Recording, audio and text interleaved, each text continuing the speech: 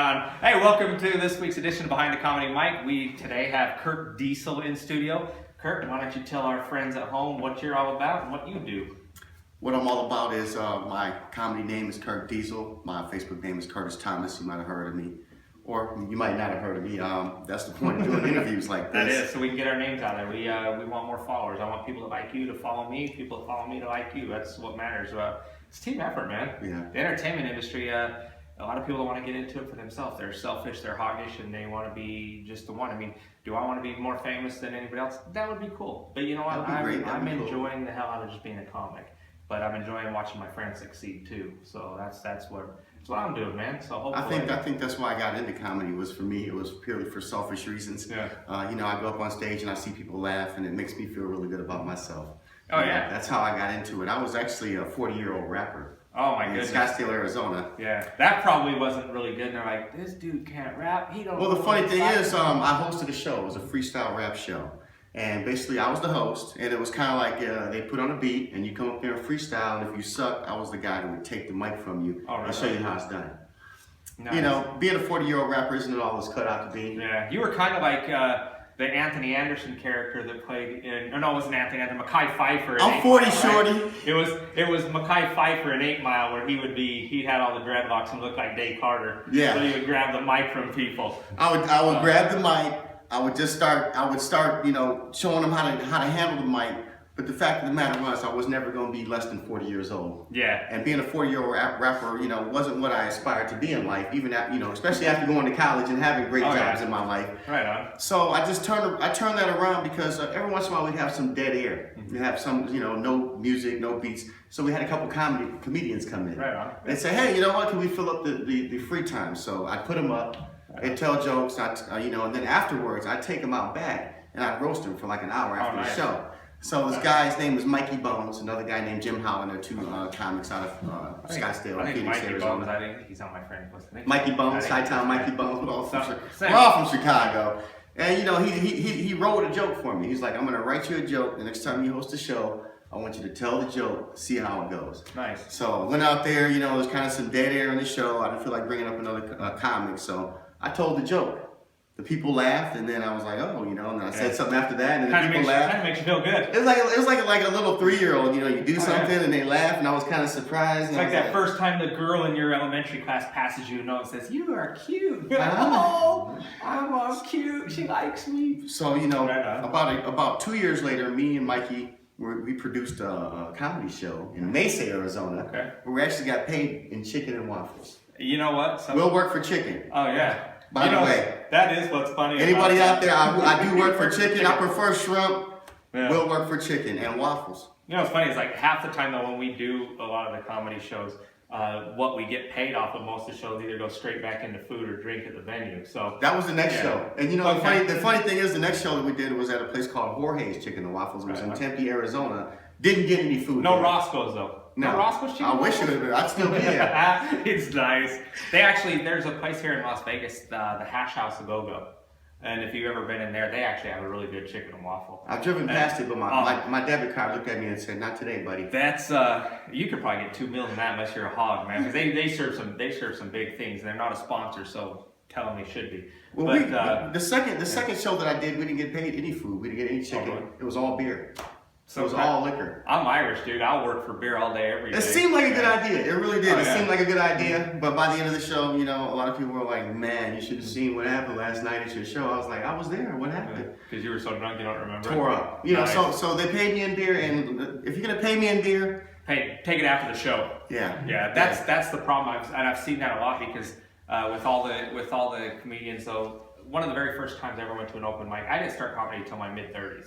And so I was at a show, I was watching an open mic, and I wanted to see, I want to know if I can do this, because I've always been kind of the funny guy messing with friends, having a good time. I wanted to go to this open mic, and I thought, you know what, I gotta go see what other people are doing, because I'd never been on stage before. But I went there, like the very first comic up was drunk as shit. This dude was just plowed through. It was like 8 o'clock, he was the first comic up, the host gets up there, hey, we're gonna get 3 minutes sets, we're gonna do this. First guy up there was just like belligerently drunk. How's everybody doing? And he's like stumbling around the stage, and I'm like, holy shit, is this really what it's like? And it kind of bugged me, but it made me laugh too. And then all of a sudden he was saying something about how did he put it? Oh, you guys aren't laughing at these jokes. My brother told me they're funny. And somebody yelled out in the crowd, well, you should have brought him. And I was just kind of like going, man, I can do this. I'm like, even if I look like hell, I can do this. You know? And so it is kind of funny. I've enjoyed it ever since. I did actually go up on stage one time where you were doing one of the clubs I was working at. You do like 2 shows a night, and usually by like the second show or the last show on the last night you're there. Usually is the night where everybody's usually tired because you've been on stage every single night for a while. That last show. Oh yeah, I was stupid. People were already buying me some drinks and different things like that. And the crowd was like emptied out. There wasn't very many people in there. So by the time I was up there, I was funny as could be. I know I was hilarious, man. And that's where the funny part is because like a lot of people know I talk about my wife because my wife's very supportive. After I got done, I did one of those things like the first time she ever pretty much told me, "You are a stupid ass," and I'm like, "What?" Because I come off stage, I'm like, "That was great." And she's like, "No, you were an idiot. You looked stupid up there." So now I will never go on stage drunk ever again because I wasn't really drunk. I was happy. Yeah. I was happy to where I was just saying whatever came out of my mouth, and I thought it was funny, but of course I was a little too much drunk and shouldn't have been saying. I got about a 2-drink maximum. You know, you heard of a 2-drink minimum. Yeah. I got about a 2-drink maximum. Yeah. Once I get past 2 drinks, I get a little loud because I'm half white and I'm half black, so the black half kind of takes over once I get some of that malt liquor in my system. You're inside fight. Hey, that's what's cool. That's what's good about being Irish, dude. When you hang out with like black comics, they're drinking Colt 45 or something. I'm like, you got. I drink Mickey's. That's about as Irish as it gets, right? Oh yeah. Mickey's Big Mouth's great. That's why I like it. It's so funny when people say like, you can't drink malt liquor. I'm like, the hell I can't. I'm like, you know what I used to tell people back in high school when I was giving them, the Big Mouths? Mm-hmm. I say, meet my cousin Earl. There you go. Oh yeah. Yeah, Mickey's actually a really good beer. Yeah. I did a comedy show in Scottsdale with the comedian Dirty Red. Oh yeah. And he was my mentor back in the day. Once I got a couple years in the game, he started messing with me. And we were doing this big show in Scottsdale, and we're sitting at the bar, and I was a little nervous, and I'm like, hey, you're my mentor, how do we do this? He's like, oh, well, first you drink a beer. Okay. Drank a beer. Then you do a shot. Did a shot. Then you drink another beer. You know what I'm saying? No. Then you drink another shot. Then you drink another beer. Then you do another shot. By the time they called me up on stage, I was outside in the parking lot, had my shirt off, smoking a cigarette. You can't smoke indoors in Scottsdale. Yeah. I walked in there with the cigarette on my hand. Somebody had to come up and take the cigarette out of my hand. Then I realized I wasn't even on the stage. I was standing in front of the stage. This girl, she works for Channel 3 in Phoenix now. Her name's Danielle Williams. She was in the audience with a friend of hers. I don't know what I said. I don't know what I did. She was a really good friend of mine at the time. The next time I saw her, she looked at me and said, what in the fuck did I ever do? And this woman never cursed, never said a foul word in her life. Bless your heart, Danielle. What in the fuck did I do to you to deserve that? Nice. And I mean, such a nice person said something like that to me, and I said, fuck you, Dirty Red, and that bullshit of me getting shit-faced before I went on stage. Oh, yeah. Never give it. It worked for you. It still works for you, but it wasn't my thing. Yeah, that's kind of probably like the initiation. You know what I mean? Yeah, he got me. I think he might have got me. The new guy. Let's get the FNG. Hey, dude, take a shot. He said, yeah, you kind of bright skinned. You got the green eyes. You from Illinois. Okay, he's like, this boy's a little prettier than the rest of us. Let's get him drunk up. Engine number 9 coming down Chicago line. If your train come off the track, drink it up, drink it up, drink it up. That's funny. So I use a lot of music in my act. I was kind of a shy kid, and then growing up, I went to college, and then I went home, and I was hanging out with my mom, and she was like, what would make me happy if you sang a song? Oh, right on. So I did Taking Care of Business, Bachman Turner Overdrive. She picked out the song, and I sang it, and it was just like kind of like the comedy thing, Yeah. I got a really good reaction, so I've been doing it. Ended up in a band, did a couple records. Right on. So I incorporate the fact that I can sing. I broke dance.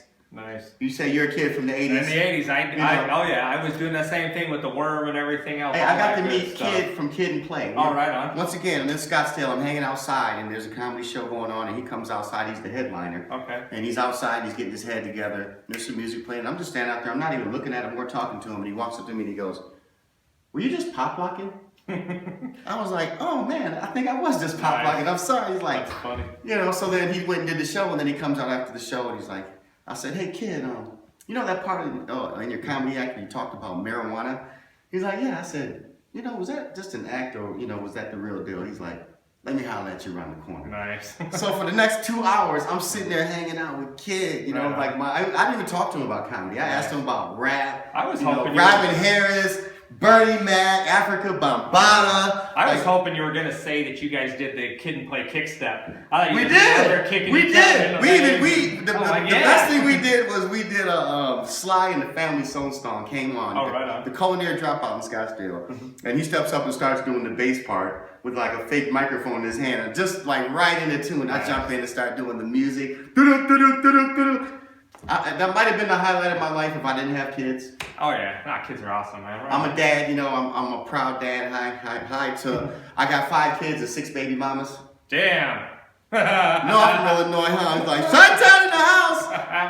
Yeah, that's good for you, man. It don't even make any sense, huh? You guys figure that out, huh? No. www.deadbeatdad.com. Look me up. Look at my mic shot. No, you won't find me. Actually, here's gonna be the funny part. If they do find you on there, you'll be like that bright-eyed pretty boy that they found that they arrested. All those women fell in love with this guy. Oh my God, he's so cute. And I'm like, the dude's a felon. He's got like all these felony charges. I was about to get a neck tattoo because I was like, he's going to prison right now. I'm still free. Exactly, Hey, ladies. see? I was a neck tattoo away from getting married. And he has the right size neck. If you've got a big hand, women, you can choke him out. Well, that's how because That's how he ended up with 4 of the 5. She choked him out and took it from him. She's like, this boy's pretty. He ain't going home. But right on, man. Right on, Curt. Tell everybody how we can get a hold of you at home and get on your Facebook page or your website. Go on Facebook, look up The Real Curt Diesel. There is only one. I didn't pick that name. It was picked out for me. I used to be a little bit bigger than I was right now. I used to have a little bit more money. So, I just moved up to Las Vegas a couple weeks ago. I like that. It says moving on up. He's like, from Phoenix, he moved on up to Vegas. I like that. We didn't move to Phoenix because it's too damn hot. People go, Vegas is hot. I'm like, it's not Phoenix hot. Phoenix is a really great place to get good at comedy. Oh, right on. They have tons of stage time. They have a lot of people that are willing to help you once you come off stage, give you advice. Right on. It's a really good place to get good. Yeah. But once you get good, most of the people I've found go to either LA or Denver, or they come up here to Las Vegas, or they go back to Chicago. Yeah. Or, you kind of hit a ceiling, and unless you're really extremely funny and lucky, it's kind of hard to break through. So you come up here. I had some friends that hit the ceiling a couple years before me. I mentioned Dirty Red, Reggie Campbell, a couple other people. And, they were having good experiences up here while I was kind of starting to hit the ceiling. Oh, yeah. So here I am, Vegas. My name's Curt Diesel. You can find me on Facebook unless I take that stuff down and put up a website called therealcurtdiesel.com, but I don't own the domain name yet, so I probably shouldn't have said that. He might get a Kickstarter for that. What is 59 cents a person? I think we'll probably get 100 views, so we can probably get you $59 on that 59 cents a person. And if we get 10,000 views, Steve's going to put me on one of his shows. Yeah. And I won't get paid in chicken or liquor Nope. for the first time in my life. And not even pesos. It won't even be pesos either. Hey, pretty soon pesos going to be worth more than American dollars, so you can get them pesos. Pesos are worth more than a barrel of oil right now.